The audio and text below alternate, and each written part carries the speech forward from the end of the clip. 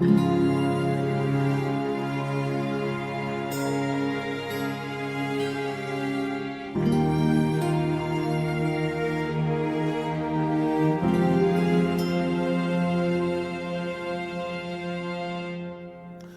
amigo internauta, seja bem-vindo a mais um Milênio Espírita, que é um programa de entrevista que tem por objetivo debater à luz da doutrina codificadora do Espiritismo os problemas que afligem o homem e a humanidade. Hoje o nosso convidado é Otacílio Barros, expositor da cidade de Niterói, membro atuante do CPAC, diretor de comunicação do Centro de Estudos e Pesquisas Espíritas Allan Kardec, lá do Rio de Janeiro, que é o nosso convidado para esse encontro de hoje. Seja bem-vindo, Otacílio. Vamos começar hoje falando aqui sobre o primeiro capítulo do Evangelho segundo o Espiritismo, Sede perfeitos. Quais são os caracteres da perfeição? Em primeiro lugar, Nonato, muito obrigado pelo convite, ao parentes também, muito obrigado pelo convite. Os caracteres da perfeição está em Mateus, capítulo 6, não é? Versículos 44, 46 e 48. Quando Jesus falou, amai-vos uns aos outros como eu vos amei, né? Amai aos vossos inimigos, perdoai a quem vos ofendei, e sedes perfeitos como o vosso Pai é perfeito, vosso Pai que está no céu. Ele não quis dizer que nós seríamos perfeitos como Deus, apesar das palavras dele, sede perfeitos como o vosso Pai Celestial é perfeito. Mas o que ele quis dizer com isso? Caridade, certo? Quer dizer, a caridade que é o amor em movimento, é o amor em evolução. Então, para você ser perfeito, ame o seu inimigo. Como ele falou e mostrou e demonstrou, dê a outra face. Muitos de nós, Nonato, não conseguimos entender ainda isso, não é? E numa sociedade hoje muito voltada para o individualismo, cada vez menos se tem essa amplitude dos caracteres serem colocados em prática, ou não? Não, é verdade. É verdade. Aí quando você fala da sociedade, e aí vamos compartimentar essa sociedade, falando mesmo de nós cristãos, né? É Nós espíritas que estamos na doutrina espírita, nossos irmãos católicos, né? Nossos irmãozinhos evangélicos, muitos de nós ainda não entendemos isso, né? Quer dizer, dentro da nossa doutrina, por exemplo, a gente vê irmãozinhos que vão uma vez por semana ao centro espírita, à casa espírita, né? Assistem à palestra, tomam o passe e fazem como alguns irmãozinhos católicos nossos, que passam a semana pecando, né? Para no sábado se confessarem, no domingo comungarem, terem os pecados resolvidos, perdoados. E não é assim, gente. Jesus falou, o Divino Mestre falou, a cada um de acordo com as suas obras. Não é? É muito mais importante a obra do que, às vezes, quando eu dou palestra, isso aqui é uma conversa informal. Então, às vezes, quando eu dou palestra, eu falo isso, eu digo, gente, não adianta eu estar aqui falando para vocês o que eu estou falando, não é? Falando da moral cristã, dizendo como nós nos devemos conduzir no dia a dia com o nosso próximo, né? E quem é o nosso próximo? Principalmente aquele que está mais próximo, se não os familiares. E aí eu falo, não adianta eu falar para vocês que é ruim fumar, que é ruim beber. Não, você tomar uma taça de vinho, um chopp, isso não tem problema. Agora, eu não posso passar o dia inteiro no botequim, não é? Fumando e bebendo, que aqueles nossos irmãozinhos estão ali, né? Verdade. Influências espirituais e obsessão. Então, quando eu falo isso, não adianta eu falar isso para vocês, e daqui a meia hora, quando vocês saírem daqui, vão me ver lá no botequim fazendo isso. Cadê a obra, não é? Então é por aí, Nonato. Nesse mesmo capítulo do Sede Perfeitos, há uma convocação até mesmo do próprio Kardec para que os espíritos possam definir quem é o homem de bem. Quem é o homem de bem? O verdadeiro homem de bem é aquele que usa a caridade na sua maior expressão, na sua maior pureza. A lei de justiça e a lei de caridade. Esse é o homem de bem, é o homem transformado, não é? Quando a gente fala, talvez eu esteja até me antecipando aqui, mas como isso é um bate-papo, é uma conversa informal, para você, meu irmão, minha irmã que está aí do outro lado também. Então, veja bem, quando a gente fala nisso, no verdadeiro homem de bem, né? Quando a gente pensa nas palavras do mestre, e nas palavras de Kardec, nas palavras do Chico, nas palavras do Divaldo, né? Quando diz, como é que nós conhecemos o verdadeiro espírita? Como é que nós conhecemos o verdadeiro espírita? Pela vontade que ele tem de se melhorar a cada dia, pela vontade que ele tem na sua transformação moral. Então, o verdadeiro homem de bem está dentro dessas características, não é? De uma pessoa que tem sede de justiça e que pratica a caridade na sua maior expressão. Você falava ainda há pouco sobre os caracteres da perfeição e de que nós, cristãos, espíritas, especificamente, ainda não temos essa consciência. Eu me lembrava que a gente herdou uma cultura judaico-católica de irmos a um evento religioso, passar a semana de uma maneira diferente. Íamos lá, recebíamos água benta, a que bênção. Está proibida hoje por causa da dengue. A bênção, eu estou dizendo, e hoje nós ainda continuamos, muitas vezes, indo aos centros espíritas buscar a nossa água fluidificada e receber o passe. Quer dizer, mas a prática cristã da caridade, essa que tem sido feita fora do centro, muitas vezes, porque o centro é a sala de aula. E o dever de casa, que o Evangelho orienta-nos para os deveres de casa lá fora, não é isso? Não é verdade? Então, veja bem, você falou aí, né, quer dizer, da água fluidificada e tal. Então, voltando àquela outra questão, quando eu falei dos irmãozinhos católicos, mas esqueci nós espíritas, né? Então, a pessoa acha que vai ao centro espírita, uma vez por semana, faz o quê? Assiste a palestra, toma o passe e resolveu todos os problemas. E aí é engraçado, porque depois essa pessoa sai do centro espírita com os mesmos problemas, ou maiores até, porque achou que os tinha vencido. E o que acontece? Ah, não vou mais naquele centro espírita, não resolveu nada na minha vida. Mas o que você fez para se melhorar? Onde foi que você se modificou? Não é? Isso acontece conosco no dia a dia. Não estou falando, quando eu falo assim, eu estou falando de mim, gente. Quando eu dou uma palestra, quando eu vou, sou convidado, graças a Deus é bom porque a gente estuda mais, né? Espíritas amai-vos, espíritas instruí-vos, né? A gente tem que ler muito, tem que estudar muito, principalmente o Evangelho, né? O Evangelho, porque a gente fala no Pentateuco de Moisés, a gente fala no Novo Testamento, a gente fala no Pentateuco de Kardec, que na realidade são 7, né? Porque tem o que é o Espiritismo e tem o Obras Póstumas, depois, além do Livro dos Espíritos, Livro dos Médiuns, né? O Evangelho segundo o Espiritismo. Então, não adianta nada a gente somente ler, porque eu vejo, a gente conversa muito né? Graças a Deus, nós não temos nenhum preconceito em relação a nenhuma religião, qualquer que seja ela, não é verdade? Né? E a gente conversa muito, e é muito engraçado, o Nonato, quando a gente vê as interpretações, não é, que são dadas. Não é?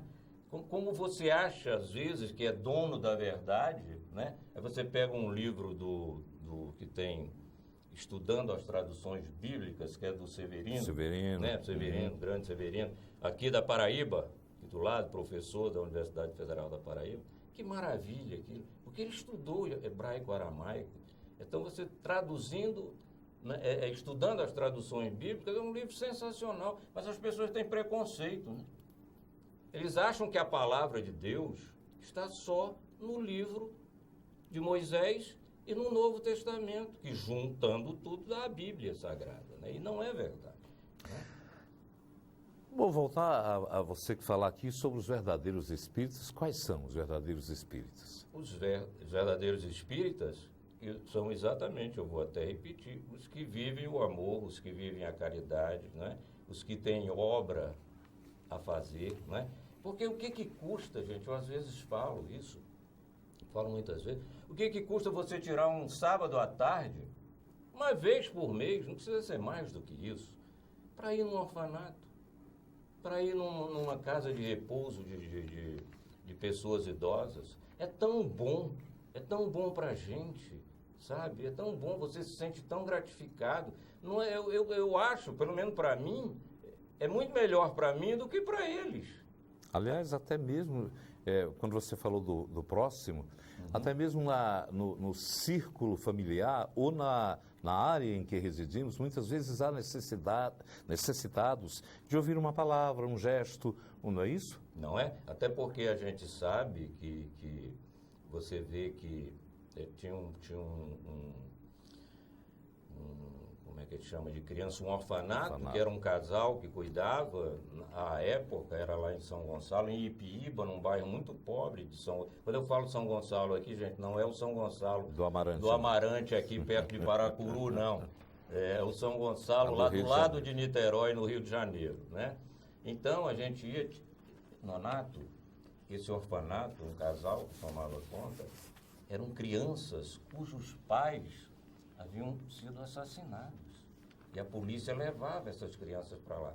E a gente, uma vez por mês, um sábado à tarde, o meu grupo lá do CPAC, a gente ia lá e levava as coisinhas, né, para eles e tal. E um dia uma daquelas crianças olhou para mim e falou assim, ele me viu com o celular na mão e falou assim, tio, liga aí para o meu pai. Sabendo eu que o pai e a mãe haviam sido assassinados dentro de casa. É duro, mas ao mesmo tempo você tem a oportunidade de trabalhar no bem, certo? De consolar aquela criança. Você falou um pouco do dever e é desse item que eu gostaria de ouvir você ampliar um pouquinho mais. O que podemos falar sobre a virtude? Dever e virtude. Dever e virtude. O dever, quando a gente fala do dever, o dever é uma obrigação moral. Não estou falando aqui do dever, do dever de trabalho, mas do dever moral. O dever pelo qual a gente tem a obrigação de responsabilidade para com o nosso próximo. Entendeu? Então, quer dizer, quando você fala dever, né, quer dizer, não como profissão, né, mas um dever na ordem dos sentimentos, da palavra. Isso que nós temos que introjectar dentro de nós, que nós temos esse dever para com o nosso próximo. A responsabilidade social, né? Perfeito. Graças a Deus, hoje tem algumas empresas que já estão levando isso a sério, não é? Eu, quando fui gerente de comunicação e endomarketing do Grupo Varig, lá no Rio de Janeiro, a gente trabalhava ali atrás do Santos Dumont, felizmente a nossa Varig não está mais aí, grande companhia, nós já trabalhávamos isso, Nonato, tá? Essa responsabilidade social. Anteciparam até mesmo a essa época da modernidade, né? Exatamente, eu acho que eu saí de lá, acho que em 2004, acho que foi por aí. A gente está conversando aqui no Milênio Espírita com Otacílio Barros, que é um expositor lá da cidade de Niterói. Ele está focalizando aqui o capítulo 17 do Evangelho segundo o Espiritismo, que você pode, inclusive, depois daqui desse nosso encontro, folheá-lo aí e discuti-lo nas reuniões do seu Evangelho no lar, para também avaliar essas questões. Devemos cuidar do corpo e do espírito? Perfeitamente. O problema é que a gente ou cuida de um ou cuida de outro, não é? E às vezes não cuida de nenhum dos dois. Você sabe que pela lei de causa e efeito a gente não escapa, né? É verdade. Se você maltratou o teu corpo, que o Divino Mestre falou, é o teu templo, né? Mas a gente não tem esse entendimento. Na realidade, a gente não tem esse entendimento. Então, mens sana, corpore sano. Então, quer dizer, os gregos já sabiam disso, né? A mente sã, o corpo são. Mas, infelizmente, meus queridos amigos, a gente ainda está muito atrasado em relação a isso, né? Nós temos uma compulsão nesse mundo moderno de uma geração em que frequenta as academias, malha, de que utiliza mecanismos artificiais de fazer plásticas, de utilizar métodos até mesmo que muitas vezes alteram o padrão corporal. Como é que você analisa essa geração? Veja bem, tudo que é demais é veneno, não é? Quer dizer, isso aí virou um grande negócio. Não que nós sejamos contra, não é? Você fazer os seus exercícios, você ir à sua academia, fazer o seu pilates, você andar de bicicleta, você correr no calçado. Correr não, porque se correr fosse bom, tartaruga não vivia 200 anos, né?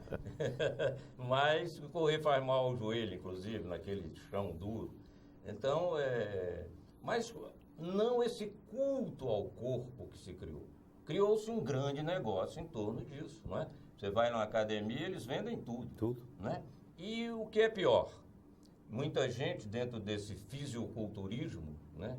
Essa beleza artificial, esses implantes de silicone, muita gente às vezes se excede e mais na frente sofre. Nós temos aí recentemente o exemplo de uma modelo. É um modelo, exatamente. O nome dela, Urach, eu acho que era o sobrenome dela, uma da USP, que fez uma má aplicação de silicone líquido e deu no que deu, infecção e tudo mais. Graças a Deus, eu acho que a última vez que eu ouvi notícias sobre ela tinha se tornado evangélica. Isso. Né? Pelo menos já é um caminho. Agora, o de cuidar do espírito também não é aquela questão de você vai isolar-se do mundo para não se misturar com o profano. É a mesma história que você disse que tudo demais é veneno, né? É lógico. Mas você pode conviver numa sociedade moderna, trabalhando, atuando, com a possibilidade de esclarecer e progredir moralmente. Sempre. Né? Aliás, devemos, né? Quer dizer, eu acho muito bom quando me contradizem, porque nós temos, Nonato, você sabe disso, né? Você é um homem vivido dentro da doutrina. Quer dizer, tem um bocado de tempo já. Long time ago. Acabou de me chamar de velho. Não, estou brincando com você. Eu sou mais velho que você. Mas pelo menos nessa encarnação, acredito eu, né? Então, você veja bem,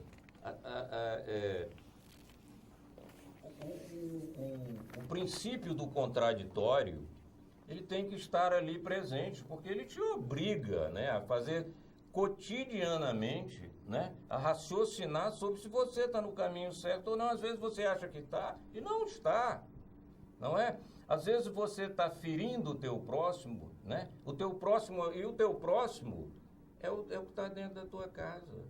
Esse é o primeiro. E que a gente, por isso tem assim, né?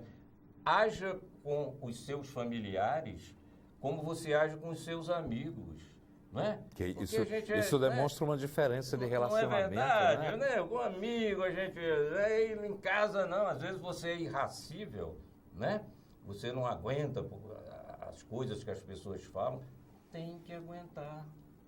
Façamos como Santo Agostinho, não é? Que ao deitar todo dia, ao pôr a cabeça no seu travesseiro, ele fazia uma retrospectiva do dia, né? Onde eu acertei, onde eu errei, para que eu não erre amanhã, quando eu acordar. A gente tem que fazer isso, gente, cotidianamente, porque não adianta a gente falar, agora voltando lá para a casa espírita, né? Falando um pouco dos obsessores, né? É um assunto, a gente vai se misturando, né? A doutrina e tal. Então, quer dizer, eu falo sempre isso, olha, vocês acharam que porque vieram aqui estão livres dos obsessores? Não, eles ficaram lá na calçada. Porque aqui eles não entram, mas estão na calçada. Vamos pegar carona já com vocês. Quando sair, se você continuar do mesmo jeito, meu amigo, eles estão na carona. Porque o que a gente atrai? Pela sintonia, né? Você liga na 98 não pega 105. Não é? Verdade. Então. Ô, Tacílio, poderemos nos considerar perfeitos algum dia? Qual é a expectativa da sociedade humana? Não, a ideia da perfeição, como Jesus falou, quer dizer, é a ideia de que, claro, que nós vamos evoluir, a gente sabe que é do átomo ao arcanjo, correto? Mas nunca chegaremos à perfeição de Deus, né? Da razão, inteligência suprema, razão primeira de todas as coisas. Está lá, é a primeira pergunta do Livro dos Espíritos, não é? O que é Deus? A resposta dos Espíritos é essa. A ele jamais chegaremos, mas chegaremos ao arcanjo. Estaremos em mundos superiores, em mundos felizes, porque hoje ainda estamos aqui. Agora há pouco a gente falava de comer carne, né? Até bem pouco tempo nós comentávamos aqui fora do ar, gente. Eu vou falar aqui, cometer essa indiscrição, né? E comentávamos que até bem pouco tempo, 400, 500 anos atrás, éramos canibais, não é? Nos entredevoravam. Entredevoravam, é verdade. Então, gente... Um grande avanço. Quer dizer, nós vamos chegar à perfeição, não à perfeição de Deus, mas aos mundos ditosos, aos mundos felizes, aos mundos superiores, porque nós estamos apenas na segunda escala, né? Mundo primitivo, a Terra é o quê? Mundo de provas e expiações. Nós não estamos aqui porque somos bonzinhos. Nós não estamos aqui como Chico, como Buda, como Cristo. Não. Esses vieram em missão. Madre Teresa de Calcutá, Irmã Dulce. Nós não. Ou estamos expiando, ou estamos em prova. A gente acertou isso tudo lá antes de reencarnar. Estamos acompanhando aqui esse bate-papo bom com o Tacílio Barros, falando aqui sobre sede perfeitos, mas há uma certeza absoluta de que a Terra também vai melhorar esse nível que atravessa no momento em que muitas vezes as pessoas que não têm esse conhecimento da doutrina acham que a gente está atrasando, está voltando, que o avanço tecnológico todo não compensa as atitudes desumanas que cometemos. Não, na realidade, quer dizer, o planeta e nós estamos exatamente no nosso tempo. A natureza não dá salto, tá certo? O planeta, como nós, é um ser vivo. E as pessoas não entendem isso. As pessoas começam a falar, estou voltando aí para a questão até da tecnologia, dessas coisas todas, e fala assim, a gente tem que deixar um planeta melhor para os nossos filhos. Não, a gente tem que deixar filhos melhores para o planeta. E para nós também, não né? é verdade? Para nós, porque nós vamos voltar lá mais umas 50 vezes no dia que a gente está. Não é verdade? Então, gente, olha, prestem atenção. O planeta está em evolução. Vocês já viram o número de vulcões que estão entrando em erupção de novo no mundo? Em 2011 eu estava em Buenos Aires. E aquele vulcão lá no Chile. Rapaz, eu não pude voltar. Eu adorei, porque me botaram num hotel, até melhor do que o que eu estava. Eram 5 estrelas, eu estava num 3, sei lá, acho que 3, 4. E aí me botaram lá num 5 estrelas, maravilhoso, ali na Cerrito, né? Perto do Obelisco, perto do Colón, aquele maravilhoso teatro. Vocês devem ir lá, quem puder ir a Buenos Aires. Buenos Aires é uma cidade europeia encravada na América do Sul. Eu adoro Buenos Aires. Buenos Aires, querido, não? Eu estou só fugindo do... Não, mas é bom porque ele está dando dicas importantes. O movimento espírita lá, tá bom? Já que você adentrou. Agora, me surpreendi muito com o movimento espírita aqui, viu, parente? Nonato? Eu achei muito atuante, graças a Deus, achei sensacional. Frequentei algumas casas, né? Participei até de um debate eu acho que é Ação Redentora, me desculpem, mas eu não lembro mais, né? Ali perto da Unifor, por trás do Shopping Salinas. Eu estive lá numa quarta-feira à tarde, eu estive naquele da Barão de Estudas também, Paz e Bem. Paz e Bem. É bem eclético, as pessoas cantam muito. Me surpreendeu. E o caminhãozinho maravilhoso ali atrás do Náutico, onde eu já comprei vários livros. Eu não sei nem, eu perdi a conta de quantos evangelhos segundo o Espiritismo a gente já deu, né? Nosso Lar, né? Interessante que ele tem um conhecimento dessa cidade. Já quantas vezes já esteve aqui? Eu vou confessar aqui, eu nasci em Fortaleza. Então eu estou explicado. há 40 anos fora de Fortaleza. Morando no Rio, eu fui embora, eu fiz CPOR aqui. Minha primeira faculdade foi aqui, Universidade Federal do Ceará, depois eu me formei em comunicação social lá na UFRJ, no Rio de Janeiro. Eu fui embora em 75 para 76.